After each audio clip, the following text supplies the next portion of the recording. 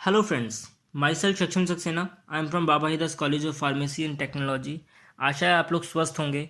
जैसा कि आप लोग सब जानते ही हैं कि इस टाइम कोविड-19 की वजह से हम लोग सब लॉकडाउन में हैं एंड कॉलेज क्लोज हैं, बट एग्ज़ाम भी जल्दी आने वाले हैं। सो मैंने प्लान किया है कि अपनी तरफ से एफर्ट्स एंड इनिशिएटिव लेकर वीडियो लेक्चर्स प्रोवाइड करें on the behalf of Baba Hidas college. I hope you all will support me. So our topic is about proof of genetic material. तो दोस्तों, आज हमारी साइंस बहुत डेवलप कर चुकी है। आज हमारे पास डेवलप्ड इंस्ट्रूमेंट्स हैं एंड हमें पता है कि डीएनए ही हमारा जेनेटिक मटेरियल है। लेकिन 1925 से पहले साइंटिस्ट ये नहीं जानते थे कि जेनेटिक मटेरियल क्या है। उनके बीच में एक डिबेट थी कि डीएनए जेनेटिक मटेरियल है या प्रोटीन जेनेटिक मटेरियल है, इसको लेकर के। दोस्तों, बहुत सारे एक्सपेरिमेंट किए गए। सबसे इंपॉर्टेंट एक्सपेरिमेंट जो हैं उनको हम आज डिस्कस करेंगे। इसमें सबसे इंपॉर्टेंट जो रोल था वो था फ्रेडरिक ग्रिफिथ का। दोस्तों, इन्होंने 1928 में इन्होंने बहुत इंपॉर्टेंट एक एक्सपेरिमेंट किया, जिसके बाद हमें ये ट्रांसफॉर्मेशन प्रिंसिपल के नाम से भी जाना जाता है। तो इस एक्सपेरिमेंट में इन्होंने हमें ये इस्टेब्लिश कर दिया, इन्होंने ये प्रूव कर दिया कि डीएनए ही जो है वो जेनेटिक मटेरियल है। दोस्तों, ग्रिफिथ ने एक बहुत इंपॉर्टेंट बैक्टीरियम का यूज़ करा, स्ट्रेप्टोकोकस निमोनी। ये जो बैक्टीरिया है दोस्तों, आपको पता है कि कॉकस का मतलब होता है स्फेरिकल बैक्टीरिया एंड स्ट्रेप्टो का मतलब होता है कि चेन में जो पाए जाते हैं। ये जो बैक्टीरिया है बहुत इंपॉर्टेंट एक डिजीज़ कॉज करता है, जिसको हम जानते हैं निमोनिया के नाम से। तो इसके लिए माइस का सिलेक्शन किया गया, चूहों का सिलेक्शन किया गया। उन्होंने ये बैक्टीरिया जो था वो चूहों के अंदर इंजेक्ट किया, और जिस बैक्टीरिया ने जाकर माइस के अंदर, चूहों के अंदर बीमारी प्रोड्यूस करी, और जिससे क्या हुआ, चूहों की डेथ हो गई। अब उन्होंने करा कुछ इस तरीके से कि ये जो बैक्टीरिया है वो एक दो इंपॉर्टेंट स्केल्स पे काम करता है। किस पे काम करता है? दो इंपॉर्टेंट स्केल्स पे। दो तरीके की कॉलोनी बनाता है।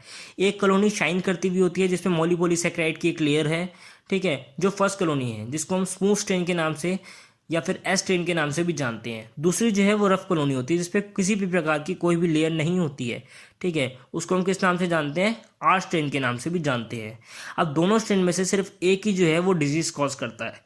तो जो स्मूथ स्ट्रेन होता है या फिर एस स्ट्रेन है, तो इसका मतलब ये है कि ये जो है डिजीज़ कॉज करता है, ठीक है। एस स्ट्रेन जो है माइस के अंदर जब हम इंजेक्ट करेंगे तो माइस की डेथ हो जाएगी, लेकिन जब हम आर स्ट्रेन जो है माइस के अंदर इंजेक्ट करेंगे तो माइस जिंदा रहेगा, लाइफ कर जाएगा। It means it is non pathogenic. तो डिजीज़ कॉजिंग के लिए हम एक वर्ड यूज़ कर सकते हैं, virulent. It means S strain is virulent and R strain is a virulent. अब दोस्तों, ग्रिफिथ ने एक एक्सपेरिमेंट की सीरीज़ करी, ठीक है। क्या करा? एक एक्सपेरिमेंट की सीरीज़ करी, जिसको मैं आपके सामने रखता हूँ। इन्होंने क्या करा, सबसे पहले आर स्ट्रेन लिया, ठीक है, और उसको माइस के अंदर इंजेक्ट किया। फर्स्ट एक्सपेरिमेंट में इन्होंने आर स्ट्रेन लिया और उसको माइस के अंदर इंजेक्ट किया। हम लोग जानते हैं कि जो आर स्ट्रेन है वो ए वायरुलेंट है, तो जो माइस की जो डेथ है वो नहीं हुई, ठीक है। तो इससे बात प्रूव हो गई कि जो आर स्ट्रेन है वो एक ए वायरुलेंट है, ठीक है। उसके बाद उन्होंने सेकेंड एक्सपेरिमेंट में क्या करा, एस स्ट्रेन लिया और उसको जो है माइस के अंदर इंजेक्ट किया।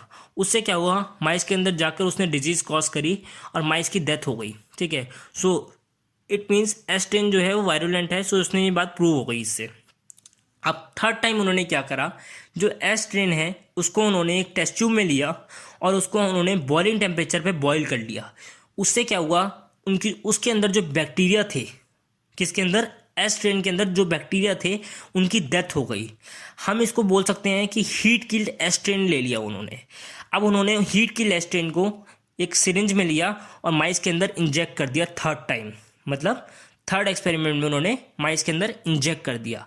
उससे क्या हुआ, माइस की डेथ नहीं हुई, माइस लाइफ कर गया, क्योंकि जो सब बैक्टीरिया थे वो मर चुके हैं। सो ये बात हमको आपको समझ में आ गई होगी बहुत आराम से, कि हमको पता लग गई कि जो हीट के लेस्टेन है उसमें सारे बैक्टीरिया मर चुके हैं, इसलिए जाकर उसने डिजीज कॉज नहीं करी और माइस को कुछ इफेक्ट नहीं पड़ा, ठीक है। अब फोर्थ टाइम जो उन्होंने करा एक्सपेरिमेंट वो बहुत इंपॉर्टेंट है, थोड़ा ध्यान से समझिएगा इस चीज़ को।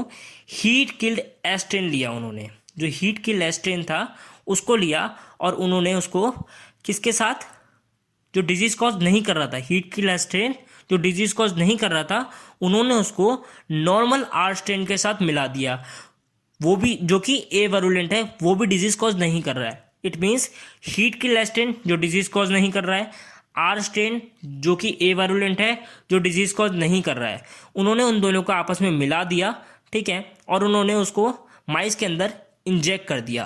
तो हमारा नॉर्मल कॉमन सेंस क्या कहता है कि एस स्ट्रेन है वो डिजीज कॉज नहीं कर रहा है, heat killed S strain disease cause नहीं कर रहा है, और आर स्ट्रेन वो भी डिजीज़ कॉज नहीं कर रहा है।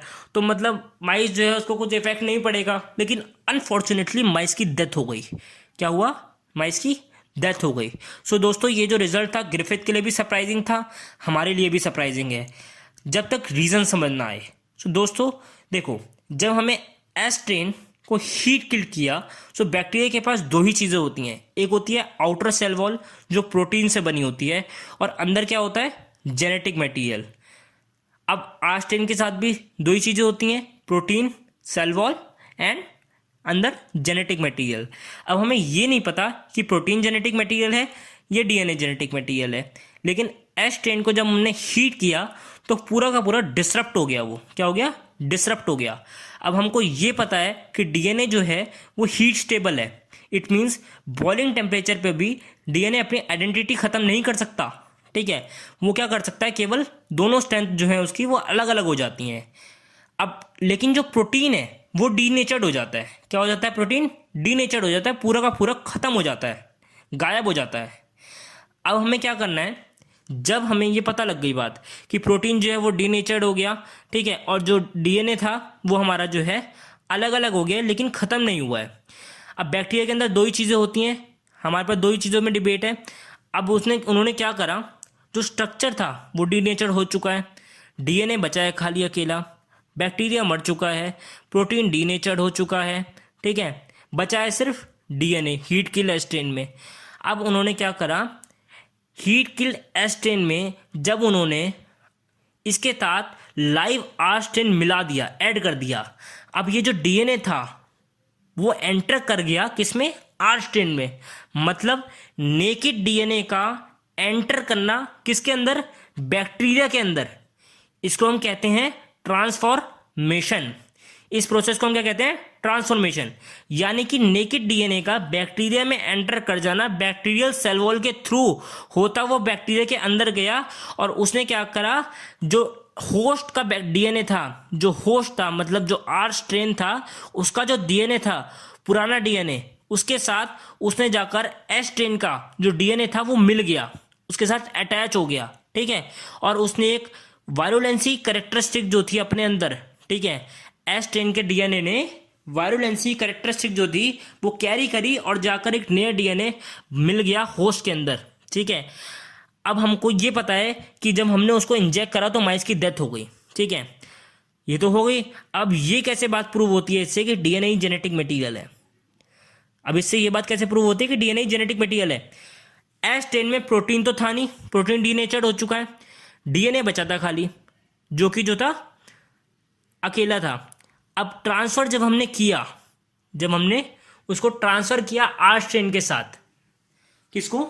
डीएनए को, हीट किल्ड एस स्ट्रेन के डीएनए को जब हमने आर स्ट्रेन में ट्रांसफर किया, तो जो डीएनए था वो एंटर कर गया होस्ट के डीएनए में, मतलब आर स्ट्रेन के डीएनए के अंदर, और जाकर उसने जो कैरेक्टरिस्टिक थी, क्या थी? कैरेक्टरिस्टिक्स किसकी? वायरुलेंसी की, एस स्ट्रेन की, वो उसने कैरी करके ट्रांसफर करी। किसने ट्रांसफर करी? डीएनए ने ट्रांसफर करी। तो जेनेटिक मटेरियल क्या होता है? क्या होता है? जेनेटिक मटेरियल वो होता है जो अपने जीन्स को ट्रांसफर करता है एक जगह से दूसरी जगह। तो किसने ट्रांसफर करा यहां पर? डीएनए ने। तो उससे हमें ये बात प्रूव हो जाती है कि डीएनए ही जो है वो एक जेनेटिक मटेरियल है बैक्टीरिया का। क्या है? बैक्टीरिया का जेनेटिक मटेरियल कौन है? डीएनए। लेकिन 1928 में कुछ साइंटिस्ट ऐसे भी थे, कुछ साइंटिस्ट जिन्होंने ये बात प्रूव नहीं आने दी। उन्होंने कहा ये बात सही नहीं है, ये भी हो सकता है कि प्रोटीन के कुछ जो अपने कंपोनेंट्स हैं, कुछ पार्टिकल्स हैं, वो उसके अंदर रह गए हों, डीनेचर्ड ना हुए हों, और उन्होंने इसको आगे जाके ट्रांसफर कर दिया हो उसकी जेनेटिक वायरुलेंसी को, ठीक है।